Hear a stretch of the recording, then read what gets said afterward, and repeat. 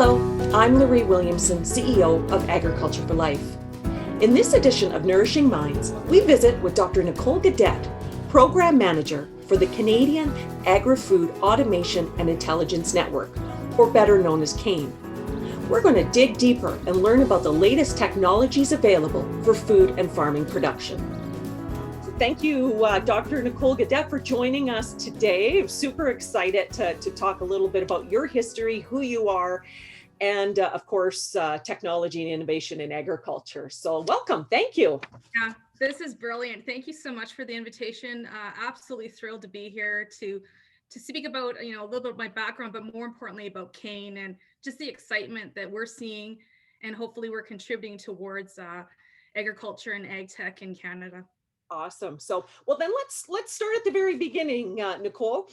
Tell us a little bit about who you are, what your background is, and how you ended up. I know it's pretty impressive, so I think it's worth taking the time to share. Oh, well, it might be impressive, but I think more importantly, it's not a cut and dry linear way to get to where I am right now. And I think that's an important piece to consider to viewers, especially students that are heading into post-secondary, that the ideas that you have might necessarily not be where you're going to be in the next 5, 10, 15 or so years. So I started out actually at the University of Regina. I'm born and raised in Regina. And I started with a psychology degree, and I thought that's where my passion is, that's where I'm going to go. And that took me to graduate school. And, I got to graduate school and thought, I don't think this is doing it for me. And I got interested actually in food. I started really interested in diet and nutrition, and that aspect of my life really took off. So I pursued a nutrition degree at the University of Manitoba.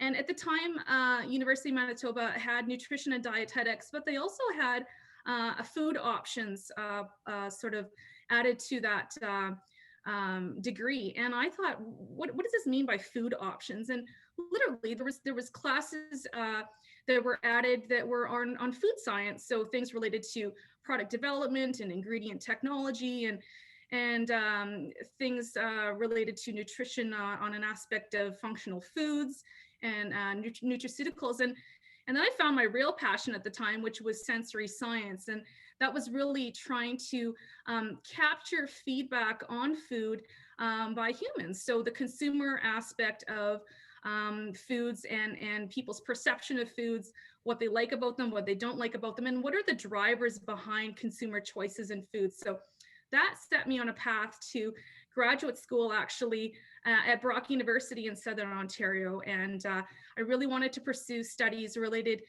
believe it or not, to wine science.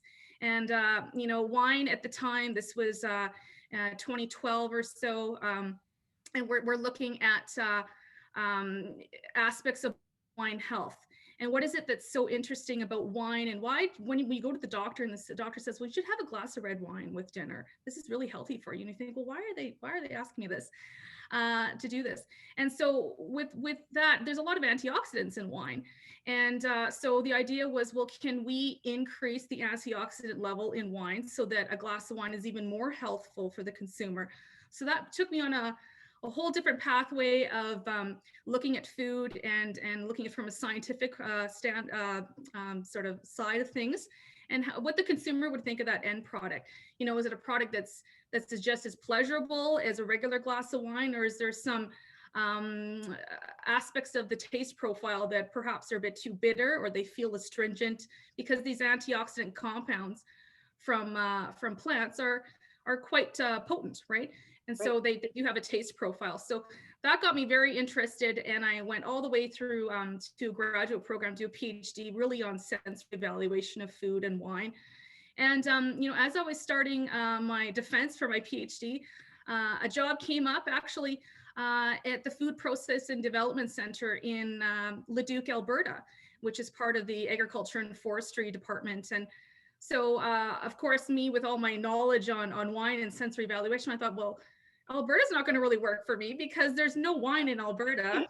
But I quickly found a home at that center because they had a really strong sensory evaluation program that I was very happy to be a part of.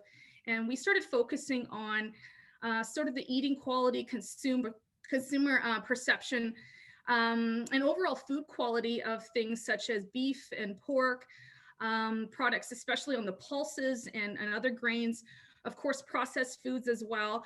And it really got me interested in agriculture in Western Canada, particularly, of course, in Alberta, because that's where I was positioned. But that position gave me a really great opportunity to understand the entire agri-value continuum. You know, it starts in the ground, but it really ends up on a consumer's plate. And what is that entire process about? Because I didn't know that. As a student, I only knew what was happening in the lab. I had no idea what was happening out in industry. And so that industry connection was so important to my learnings. And I think that being positioned at that facility for about 8.5 years was really important. And so as I started learning about the opportunities in agriculture, it was, last year I was really hearing a lot about agriculture and agri-tech. And I thought, what the heck is that? What has technology got to do with agriculture other than maybe, plant genetics and breeding new varieties? I knew that aspect. And I knew some of the technology that was happening in food processing, but I didn't really understand what ag tech meant as an entire sort of industry. And so I started looking into it, and I saw, an opportunity here at the Canadian Agri-Food Automation Intelligence Network, CAAIN. And that really was an eye-opener for me, because speaking from sort of a value-added perspective, you're always talking about opportunities for the industry and opportunities for export market, also for North American market explosions. And they happen now and then, but what is the game changer? What's the game changer going to be for agriculture production, for us to basically produce more with less inputs? And it's technology.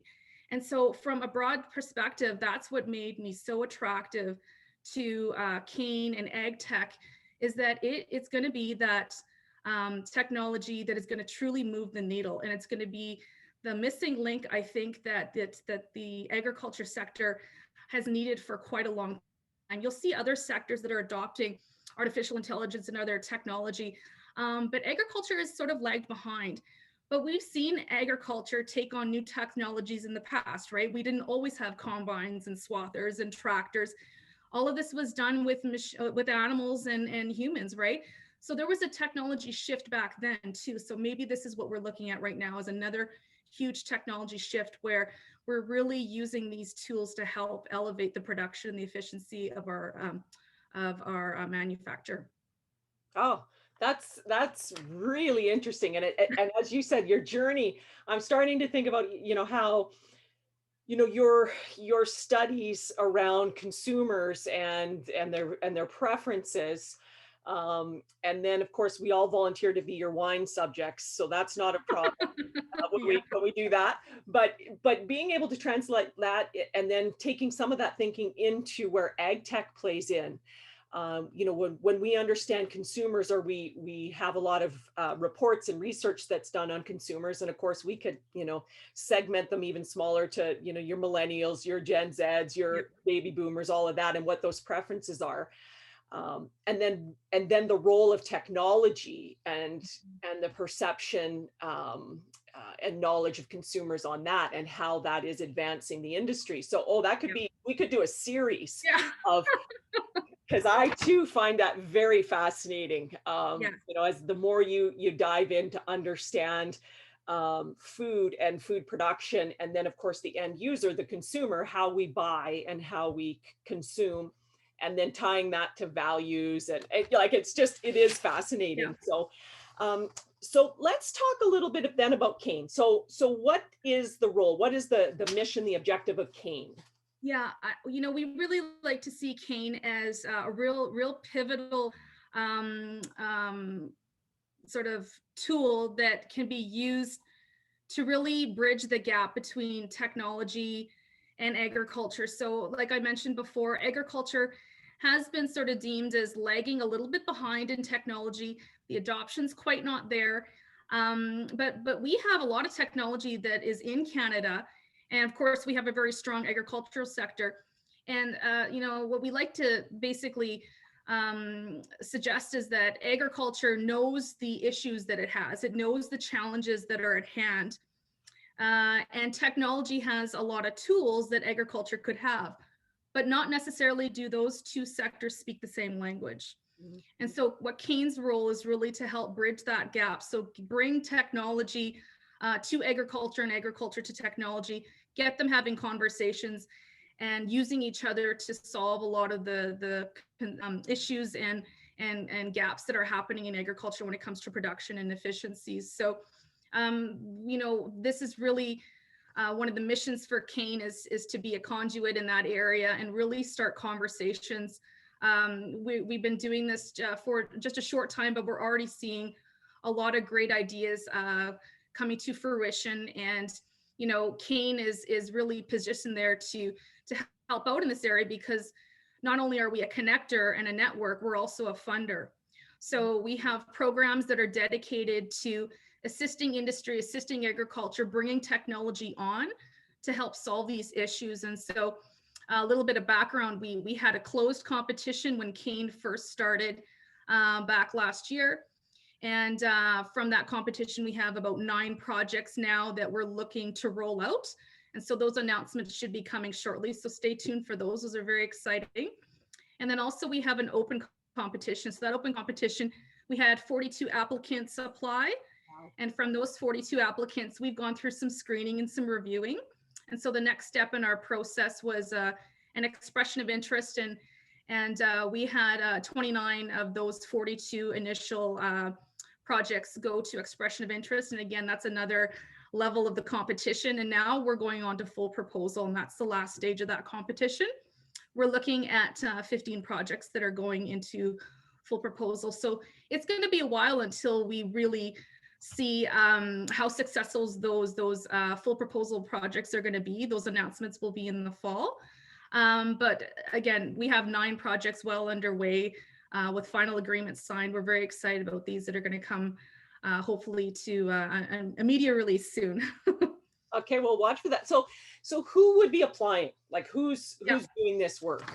Well, you know, that's a really great question, because typically funding in agriculture traditionally has really sat on you know, post-secondary institutions, universities, colleges, but really CAAIN is positioned a bit differently.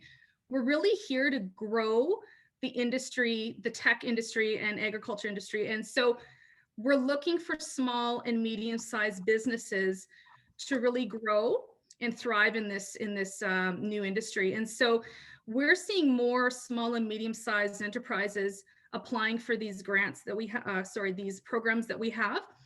And so with that, we're seeing, you know, and we see a small and medium-sized business as anybody with 499 or less employees. So that's quite a large gap, right? Or quite a large range, sorry. So you've got, you know, everything from maybe a small, really small company of 5, or maybe even a producer, right? A farmer himself or herself applying. And maybe they have another partner. They have a larger corporation, or maybe another small, medium-sized enterprise, right? So that's the key, is that CAAIN is really looking to help increase the small and medium-sized basis in ag tech. And that's a minimum for the funding that we provide. You need to have 2 of these small and medium-sized enterprises as part of the project, but you can add on academia, you can add on larger industries, you know, those multinationals. But, and that's where we're seeing really interesting projects, is those projects whereby there's quite a large amount of project team members, and they're representatives from large corporations and small and medium-sized ones, and maybe an academic partner. So that's a lot of sharing of information. That's new networks.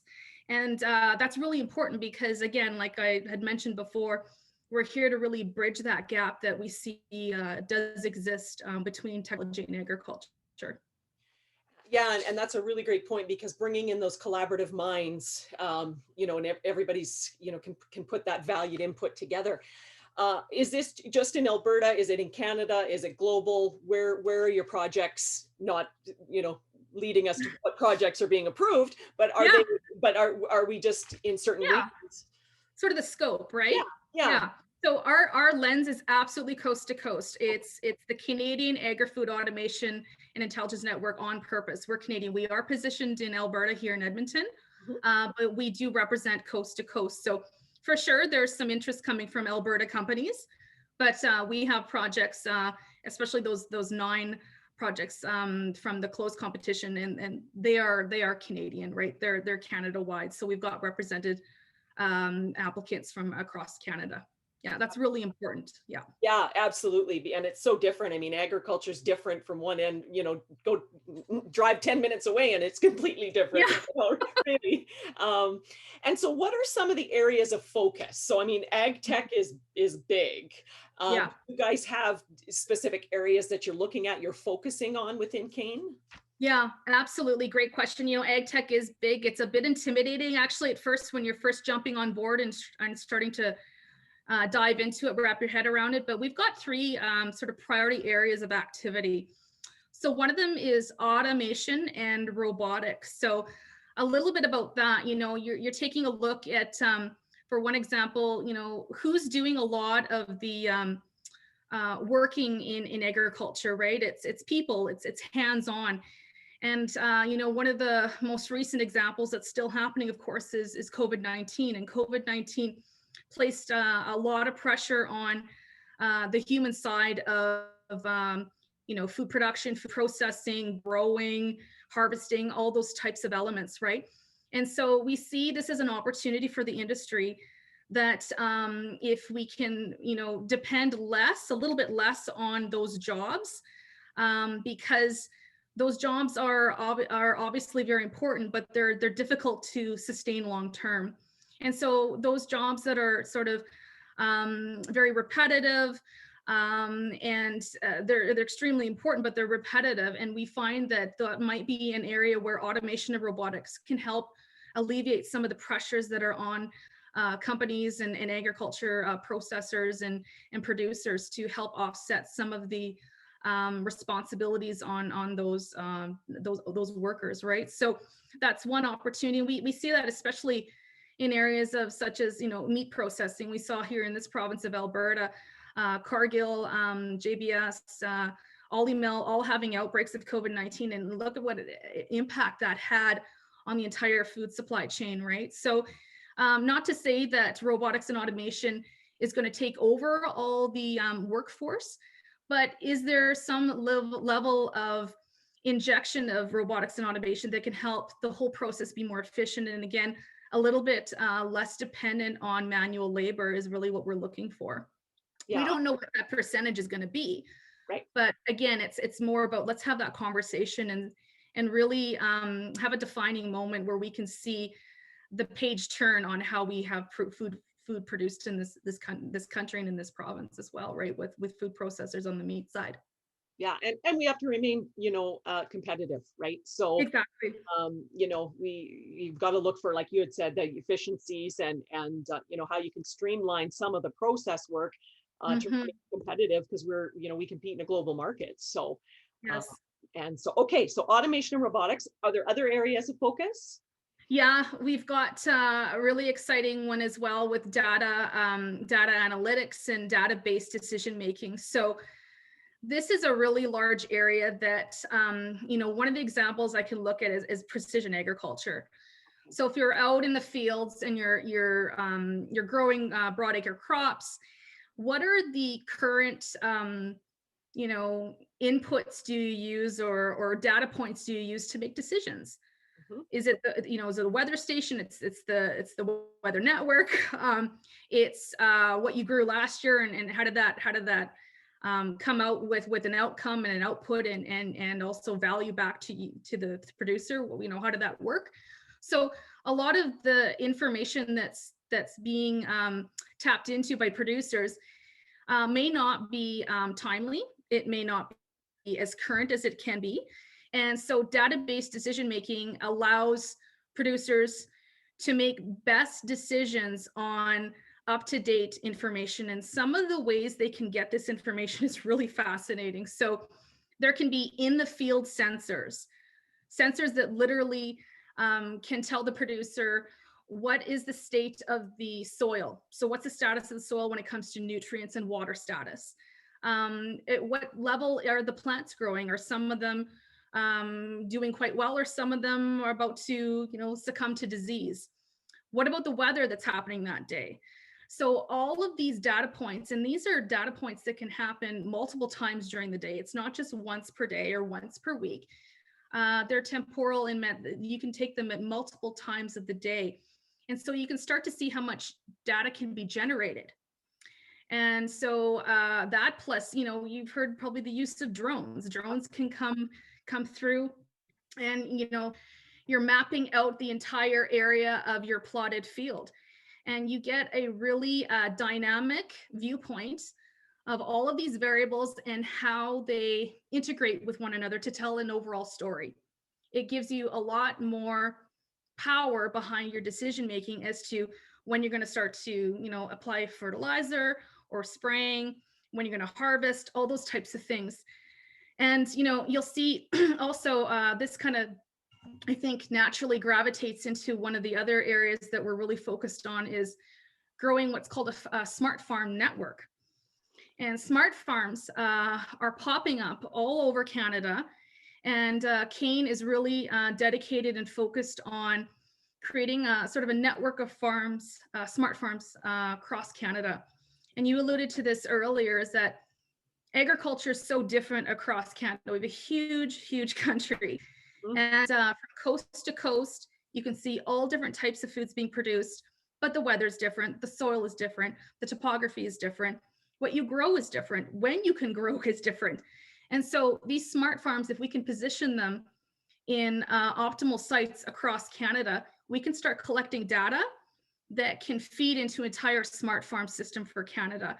And that's power to the producers and to the industry, because Canada is going to be different. We see ag tech growing in places such as Australia, New Zealand. That's fantastic. That gives us an international sort of leveraging as well, if we need networking or, to speak about agriculture and ag tech frontiers globally. But Canada is very specific. We have a very unique climate here. And again, it's different across the entire country. So I think it's a really powerful initiative, so that we can start to really talk about how to change how we farm in this country for future generations. And, smart farms are really interesting too, because they allow, like, where they're positioned currently, you'll think about Olds College, you can think about Lakeland College. Those are close here in Alberta, right? And they're great places to start looking at ways to educate sort of the next generation's workforce. So those are those younger folks that are coming into the programs at Olds and Lakeland. And so they're using these smart farms to help teach on site all of the new technologies that are going into agriculture. It's important too that all these technologies, they don't just end up in industry, they have to be validated. And so they need a proper testing site to be validated. And that's another area where we're looking at having those smart farms be that key validation, and also, demonstration. If we're going to look at really having industry adopt these new technologies, there's got to be a place to, sort of touch and play, and take a look at how that particular technology might help your particular business on return on investment, because not every smart farm initiative is going to fit every producer. Yeah, good point. Yes. Yeah, absolutely. So, and it's interesting because you talked about the students, and we'll come back to that a little bit, because when we started talking, you talked a little bit about, Canada, we're lagging a little bit behind, in the adoption of a lot of these tools. And I think there's probably, you'll know the reasons. I'm guessing there's probably cost, there's accessibility, there's probably a lack of maybe knowledge on how to properly use these tools. And so by having our post-secondary students in and learning on these smart farms, if you will, we've adapted those environments for them.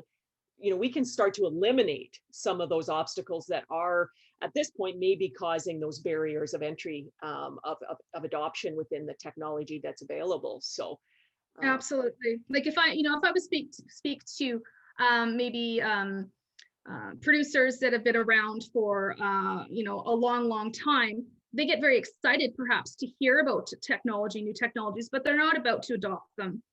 And so we have to be strategic in deciding which is sort of the population of producers and upcoming folks that are getting into agriculture, and really target the messaging to them to get them on board and to create some type of sort of synergy between us and them so that they can also be the voice of us and carrying out these opportunities on ag tech. Because, you know, they talk about 2050 and the urgency for 2050. We have to produce X amount of food for X amount of mouths.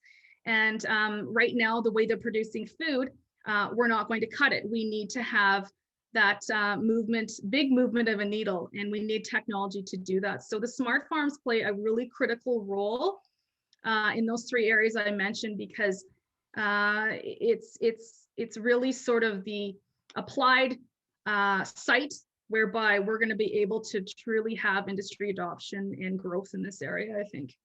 Yeah, it's fascinating. I know I think I've mentioned this a few times on other podcasts, but my grandfather is a farmer and he's still alive. He's 103. And yeah, really sharp. So it's fun to always say, yeah, that's the life of a farmer, right? Raised right, lived right. But when I do, you know, I've asked him, what do you see? What are the changes, right? And of course, he says technology. You know, that's the biggest change is technology. Like to go out in the field and take a ride in the tractor. He said, I wouldn't even know how to turn it on, you know? So, you know, it's kind of fun that way. But like I say, this is fascinating, Nicole. We could talk for hours, and I'm sure that those that are listening would be like wanting to ask questions too. But so we'll have to do a follow-up. But sure. A lot of the work that we do with Ag for Life is, of course, connecting Albertans to agriculture, and we get the privilege of showcasing and telling great stories around excitement like this, you know, ag tech. And when we work with students and we talk about potential careers, that's lights a lot of eyes up. You know, when you think about sort of, you know, from an everyday perspective, our smart homes and how it's all connected to our apps and everything else. So now think of that on the farm level where you're, you know, a smart farm and you got all this connectivity. What would you say to those looking at a career in agriculture? What would be, you know, what are your thoughts that would kind of get them excited? Well, I think traditionally agriculture's got this a really rich history, right? And I think that it's a very tight-knit community. And if you're looking to really feel connected, agriculture is a fantastic area to be in. Of course, we all know that. But what sets ag tech apart, it's a difference maker. Yeah. So if you're interested in really noticing that what you contribute to the table is going to make a difference and make a significant difference, ag tech is literally such a cool place to go into. It's exciting. There's tons of opportunities. And, you know, speaking today just about CAAIN, that's just one of the areas. You know, we're trying to highlight all the activities that are happening in Canada. And it's nonstop. There's nonstop good stories to talk about the opportunities in ag tech, not just about jobs, but also related to there's always something new. And it's a continually evolving sector that is never going to get boring. Like I just don't see it. It's just sort of starting out here in Canada, and the momentum is huge. So yes, Olds College and Lakeland, especially, you know, Lakeland, they just announced a degree in ag tech, right? Yeah, and Olds College, Olds College has got great programming towards ag tech as well. But you'll see these post-secondaries and colleges, you know, universities, they're going to start to explode, I think, when it comes to opportunities in ag tech. You know, on the academia side, you know, you'll also see, I'm seeing jobs pop up, you know, not related to on-farm activities or jobs, but there's, you know, professors, assistant professors being asked to start in agriculture departments in the United States in ag tech. We can't forget the technology side as well. There's engineering departments now that are really looking at the biosciences, including agriculture, right? And so agriculture is starting to spread its wings into other sectors, including technology and engineering. It's really exciting. And so it's sort of happening. I mean, CAAIN, we like to think CAAIN's got a big part of this, but it's happening organically, I think, as well. Agriculture is It's really interesting, if I can say sexy again. Yeah. It's kind of a happening area. And I think that for those individuals that are interested in tech, which I think a lot of our younger generations, of course, they grew up with tech. So it's easier for them to endorse it. And I think it makes sense for them. If they were to maybe look at agriculture traditionally, they might think, okay, interesting, but can I see myself doing this and really creating business opportunities? It might be more difficult traditionally in an agricultural model of, let's say, 20 or 30 years ago. But now, because of all of these tools, maybe they can start mapping out a true business plan and say, you know what, I can really see return on investment if I go into agriculture and technology, because I can do things simple. I can do it out of the palm of my hand. So I just need to get the information. I need to get the knowledge so that I can get the tools and create a business for myself. So I think that this is an attractive area that's providing a lot of tools and opportunities, especially for our younger generations. Yeah, I totally agree. I see, such opportunity. I know with my own kids, I'm always telling them, oh, check it out, NAG, check it out, NAG. And my son's actually, taking data analytics at university. And I mean, me, old mom, going, I don't even know what that is, right? But Yes. but Yes. so that's a degree that they're taking through the business school that's then going to become, and bringing that type of precision thinking Yes. to the world. So it is this generation that's coming into the workforce that are really, I think, gonna, as you were saying, adopt and really rapidly move us forward when it comes to implementing the ag tech. Yeah. So that'll be our next addition. Is number of years from now we'll be maybe retired and we'll look back. But I love what you said. Make a difference, and I think that's for a lot of people. This next generation, again, we study the demographics and the consumer mindset, and people want to make a difference with their careers. People in society nowadays. We've always want to make a difference, but a lot of that next generation is looking for careers that allow them to really Yes. align with values. So I think that's going to be really important. And I think the social aspect of agriculture is becoming very top of mind for everyone. And those are teachings, I think, from our younger folks, right? So they keep knocking on the door and nudging folks, the baby boomers, et cetera. We have to change our ways on how we work and we produce food. And so technology is certainly one of those enormous assets that we can use to help tell a better story about agriculture, whether it be regenerative agriculture or we're looking at the environmental footprint. Sustainability is sort of a word that's thrown a lot around. But if you want to think it in simplistic terms, it's doing more with less. And we're going to have to continue to do more with less. We're going to have less inputs. We want more outputs. And so we need to be smarter about how we do things. We need to leave the land in great shape. We have to take care of our water systems, air, all these types of things. And so if we look back to ag tech, why that's sort of another attractive area is because those are also some of the top of mind goals in ag tech, right? So are we going to be use precision sprayers? So we're going to have less application of chemicals onto weeds, right? We get to the point where we can spray an individual weed instead of have to doing broadcast spraying. Like, how amazing is that? So those types of things, it's less inputs, but the outputs are greater. Your yield might be better, but also you feel better about it, right? Like you're not using more chemicals that are required. And I think all producers want to do that. They don't necessarily have the tools to do that, right? So I think that's a really small example, but another way that ag tech is really sort of nudging the entire industry to be better.